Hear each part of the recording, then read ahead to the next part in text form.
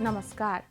अति कम विकसित मुलुकबाट विकासशील मुलुकमा स्तरोन्नति हुन लागेको नेपालको मानव विकास सूचकाङ्कमा विगत 3 वर्षदेखि ओह्रालो लागेको छ। संयुक्त राष्ट्रसङ्घ विकास कार्यक्रम UNDPले सार्वजनिक गरेको प्रतिवेदनले सन् 2018 देखि 2021 सम्म नेपालको मानव विकास सूचकाङ्क घटेको देखाएको हो। कोरोनाका कारण विश्वका 191 मध्ये अधिकांश मुलुकको सूचकाङ्क घटेको छ। त्यसैले यसरी घट्नुलाई ठूलो समस्याका रूपमा लिनुपर्ने त देखिँदैन, तर पनि यसले दिएको सङ्केत भने सकारात्मक छैन। कोरोनाका कारण 2 वर्षको अन्तरालपछि सार्वजनिक गरिएको सन् 2022 को प्रतिवेदनले नेपाललाई मध्यम मानव विकास समूहमा राखेको छ। दीर्घ र स्वास्थ्य जीवन, ज्ञानमा पहुँच र राम्रो जीवनस्तर गरी 3वटा आधारभूत पक्षमा भएको दीर्घकालीन प्रगतिको समीक्षाका आधारमा मानव विकासको मापन गर्ने गरिन्छ। यी आधारमा विभिन्न शीर्षकमा अङ्क दिने गरिन्छ। नेपालले प्राप्त गरेको अङ्क निरन्तर घटेको हुँदा केही गम्भीर बन्नुपर्ने अवस्था देखिएको हो।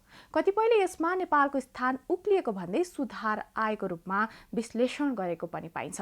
तर यसमा स्थानभन्दा पनि कति अङ्क प्राप्त गर्यो भन्ने चाहिँ महत्त्वपूर्ण हुन्छ। सन् 2020 मा 0.604 प्राप्ताङ्क रहेकोमा घट्दै 2022 आइपुग्दा यो 0.602 अङ्क कायम भएको छ। दक्षिण एसियाली मुलुकमा नेपाल पाकिस्तान अफगानिस्तान भन्दा मात्र राम्रो देखिएको छ। यसले नेपालले मानव विकास सूचकमा सुधार गर्न निकै कसरत गर्नुपर्ने तथ्यलाई उजागर गरेको छ। 2020 अगाडिका केही वर्षमा नेपालको अवस्था सुधारोन्मुख थियो, तर अहिले कोरोनाका कारण स्तर खस्किएको छ। यो सूचकाङ्क अकस्मात खस्ने होइन, त्यो निरन्तर प्रक्रियाको परिमाण मात्र हो। अर्थात् यसरी नेपालको अङ्क घट्नुमा कोरोना मात्र कारण होइन भन्ने देखिन्छ। त्यसो त गत 3 दशकको आँकडा हेर्ने हो भने नेपालले मानव विकास सूचकाङ्कमा राम्रै उपलब्धि प्राप्त गरेको छ। UNDPले विभिन्न 13वटा शीर्षकमा अङ्क दिएर यो सूचकाङ्क तयार पार्छ। यसमा लैङ्गिक समता, स्वास्थ्य, मानव सुरक्षा, गतिशीलता र सञ्चार, अर्थ-सामाजिक दिगोपन, व्यापार तथा वित्तीय प्रवाह, रोजगारी आय, असमानता, विकास, मानव विकास, जनसङ्ख्या, शिक्षा र वातावरणीय दिगोपन शीर्षकमा नम्बर दिएर सूचक तयार पारिन्छ। यो सूचक तयार पार्न थालिएको वर्ष 1990 मा नेपालले 0.399 अङ्क प्राप्त गरेको थियो। यस अवधिमा नेपालले 50.9% अङ्क बढाएको देखिन्छ।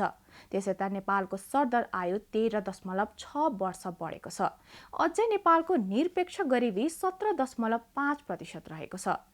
मानव विकास सूचकाङ्ककै आधारमा नेपाल अति कम विकसितबाट विकासशील मुलुकमा स्तरोन्नति हुने हो। त्यसैले यसमा अझै सुधारको खाँचो छ। सुधारका लागि सरकारले लगानी बढाउनुपर्छ। शिक्षा क्षेत्रमा सरकारको लगानी पर्याप्त छैन। भएको लगानीले पनि उचित उपलब्धि दिन सकिरहेको छैन। त्यसैले विद्यालय छाड्ने दरमा अपेक्षित सुधार ल्याउन सकिएको छैन। स्वास्थ्य क्षेत्रमा पनि सुधारको खाँचो छ। मुलुकको विकासको दिगोपनको मापन हुने यो सूचकाङ्कमा नेपालले आफ्नो स्तर सुधार्न गर्नुपर्ने काम थुप्रै छन्। सहस्राब्दी विकासका लक्ष्य प्राप्त गर्न नेपालले अझै धेरै वर्ष कुर्नुपर्ने देखिन्छ। प्रतिबद्धता अनुसार नेपालले काम गर्न सकेको छैन। त्यसैले मानव विकास सूचकाङ्क सुधारका लागि हाम्रो कमजोरी कहाँ कहाँ रह्यो त्यसको समीक्षा गरेर अघि बढ्नुपर्छ। यसो गर्न सके मात्र सर्वसाधारणको गुणस्तरीय जीवनमा सुधार हुन्छ। जबसम्म सर्वसाधारणको जीवनस्तर गुणस्तरीय बन्न सक्दैन, तबसम्म विकासका जति सुकै ठूला कुरा गरे पनि कुनै उपलब्धि हुने छैन। हस्त, धन्यवाद।